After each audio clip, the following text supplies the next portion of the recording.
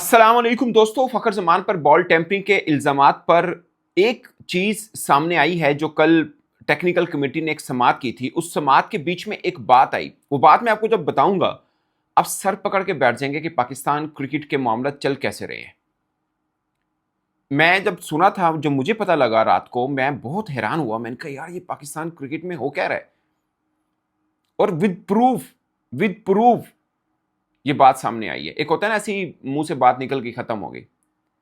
ये मैंने कल आपको अपडेट बताई थी कि फ़खर ज़मान ने, जो टेक्निकल कमेटी ने अपील उनकी मुस्तरद की है, उसके बाद उन्होंने कलंदर्स को ये बताया कि वो अब कोर्ट जाएँगे और इस बात को आखिरी हद तक लड़ने को वो तैयार हैं। और फ़खर ज़मान ने कलंदर्स को ये बताया कि वो इस दाग के साथ अपनी इंटरनेशनल क्रिकेट नहीं खेलना चाहते कि उनके ऊपर बॉल टेम्परिंग के इल्ज़ामात हों। अब जो मुझे पता लगा है, पाकिस्तान क्रिकेट बोर्ड की तरफ से कलंदर्स पर भी दबाव डाला जा रहा है कि फ़खर अदालत नहीं जाने चाहिए। और जो कल टेक्निकल कमेटी की मीटिंग हुई थी, उस मीटिंग के अंदर भी ये बात हुई कि फ़खर ज़मान पर जो 2 मैच का बैन है, इससे भी सख्त सज़ा दी जा सकती है। और ये भी कलंदर्स को बताया गया कि अगर फ़खर कोर्ट जाते हैं तो फिर हिडन तौर पर भी इन पर कोई पाबंदी लग सकती है।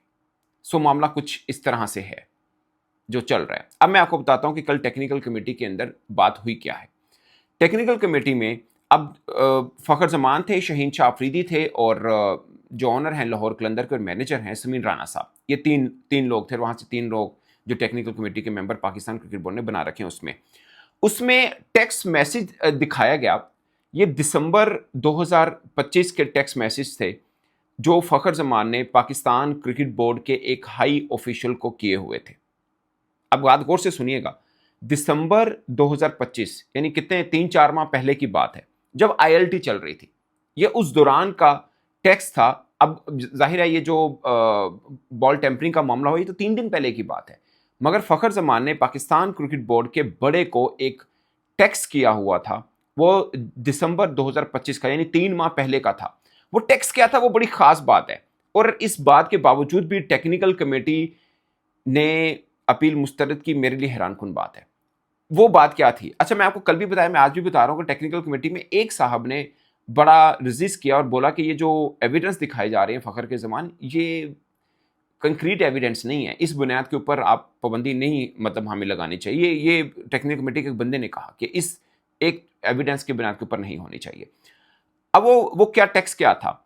फ़खर ज़मान ने पाकिस्तान क्रिकेट बोर्ड के एक हाई ऑफिशियल को टेक्स्ट किया कि जब वो आईएलटी खेलने आए हुए हैं, तो इंतज़ामिया की तरफ से उनको बताया गया कि जो अंपायर्स थे, उनको पाकिस्तानी 3-4 अंपायर्स ने कोई बात कही फ़खर ज़मान से रिलेटेड। अब मैं बात वो बोलना नहीं चाह रहा हूँ, बट फ़खर ज़मान के नेगेटिव हवाले से वो बात थी, यानी मनफी तासुर दिया फ़खर ज़मान का। 3-4 पाकिस्तानी अंपायर ने आईएलटी में ड्यूटी देते हुए अंपायर को और आईएलटी इंतज़ामिया ने फ़खर ज़मान को बताया, और फ़खर ज़मान ने दिसंबर 2025 को वो टेक्स्ट कर रखा हुआ था पाकिस्तान क्रिकेट बोर्ड के एक हाई ऑफिशियल को। बात मेरी समझ में आई है कि यार ये हमारे पाकिस्तानी एम्पायर है, मेरे बारे में यहाँ पर दूसरे एम्पायर्स को ये बात कर रहे हैं। कब की बात बता रहा हूँ? 3-4 माह पुरानी बात। ये पाकिस्तान क्रिकेट बोर्ड के एक बड़े ऑफिशियल को टेक्स्ट कर रखा हुआ था फ़खर ज़मान ने, और वो टेक्स्ट दिखाया गया टेक्निकल कमेटी में। ये एक बहुत बड़ी बात है। यानी ये मामला जो है एक्चुअली में बॉल टेम्परिंग का, या जो भी आप कह लीजिए, ये मामला एक पुरानी किसी खिफ़त का या किसी इख्तिलाफ़ का है जो बज़ाहिर लग रहा है, या जो ये 3 लोग थे, शाहीन अफरीदी, समीर राना साहब या फ़खर ज़मान, ये एस्टेब्लिश करना चाह रहे थे कि ऑलरेडी 22 थे अंपायर। क्योंकि इस हवाले से 3-4 अंपायर्स के नाम मुझे मालूम है, मैं बोलना नहीं चाह रहा। 3-4 अंपायर्स के नाम ऑलरेडी दिसंबर 2025 के फ़खर ज़मान ने पीसीबी के एक हाई ऑफिशियल को बता रखे थे कि ये अंपायर्स आईएलटी में आए अंपायर्स के को ये बातें कर रहे हैं, मेरे हवाले से मनफी बातें कर रहे हैं। वो बातें भी मुझे मालूम है, बट वो भी मैं नहीं बोलना चाह रहा। मगर फ़खर ज़मान के इमेज के खिलाफ बातें थी वो। ये पूरा मामला टेक्निकल कमेटी के सामने रखा गया। ये बात मुझे रात को पता चली पीसीबी ज़राए से, मैं बहुत हैरान हुआ। काफ़ी लेट हो गया था मामला, फिर मैं सोचा मैं सुबह ही उठ के इस पे बात करूँगा।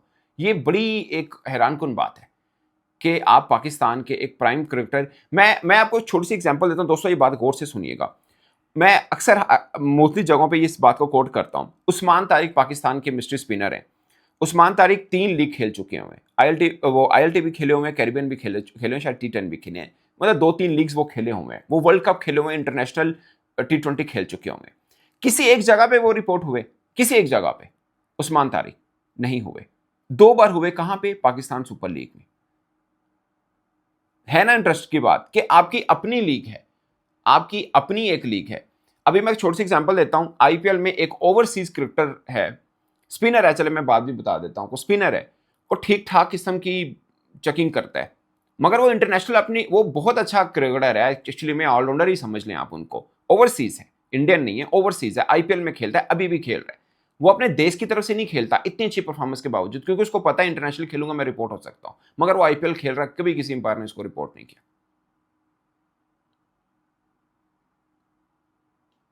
ठीक है। हमारे यहां पाकिस्तान सुपर लीग में हमारे ही क्रिकेटर को रिपोर्ट किया गया, जबकि वही क्रिकेटर दुनिया भर में लीग खेल रहा है, उसको किसी ने रिपोर्ट नहीं किया। वो वर्ल्ड कप खेल रहा, किसी ने रिपोर्ट नहीं किया। अब इस बात को आप खुद समझ लें कि मामला है क्या।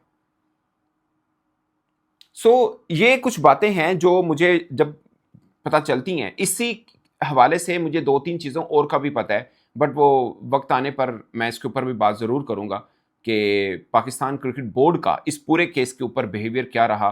2-3 बहुत ख़ास बातें हैं, कभी ठीक वक्त के ऊपर वो बातें भी मैं आपको बताऊँगा, क्योंकि मुझे क्रिकेट बोर्ड के एक ऑफिशियल ने ना, अब आपको पता है मैं वैसे तो क्रिकेट बोर्ड में कुछ ख़ास ताल्लुकात नहीं है, मगर कुछ दोस्त हैं पुराने जिनसे बातें पता चल जाती हैं। तो कुछ बातें पता चली हैं जो चाहते हैं कि पाकिस्तान क्रिकेट के मामले थोड़े बेहतर हों, इसलिए हम तक बातें पहुंचा भी देते हैं। मैं फिल वक्त एक दो और ख़ास बातें जिस पर बात नहीं करना चाह रहा, क्योंकि मामला कहीं और तरफ निकल सकता है। मगर फिल वक्त बात यह है कि फ़खर ज़मान के ऊपर ठीक-ठाक किस्म का दबाव बना हुआ है कि वो अब अदालत में आए। सोचिए, आप कितने ही फैसले होते हैं जो अंपायर रेफरी कर देते हैं, क्रिकेटर चुप करके मान लेते हैं। ठीक है, मगर फ़खर ज़मान ने पहले दिन जिस दिन ये वाक़या हुआ उस दिन भी नहीं माना, अगले दिन हियरिंग हुई रेफ़री ने की, उस दिन भी नहीं माने, उसके बाद अपील की, अपील में उनकी अपील रद्द कर दी गई। अब वो अदालत जाना चाहते हैं, क्योंकि उन्हें है कि जो उनके खिलाफ सबूत पेश किया जा रहा है या जो उन पर इल्ज़ाम लगाया जाए वो सरासर गलत है, उनको भरोसा है इस बात का।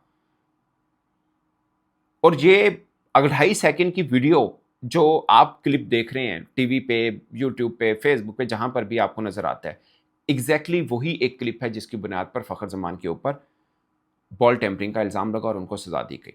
अगरचे उस बीच में ये बात भी सामने आई कि कराची किंग के एक ऑफिशियल ने फ़खर ज़मान की कुछ तस्वीरें बना रखी थी कि फ़खर ज़मान के हाथ में कोई रैपर या कोई पेपर है, मगर उस पेपर की इम्प्लीफिकेशन या उस पेपर को बॉल के ऊपर अप्लाई करने का कोई तस्वीर, कोई वीडियो नहीं है। अगरचे वो तस्वीर या वीडियो जो फ़खर ज़मान के हाथ में पेपर वाली बात है, वो अभी तक सामने नहीं आई है।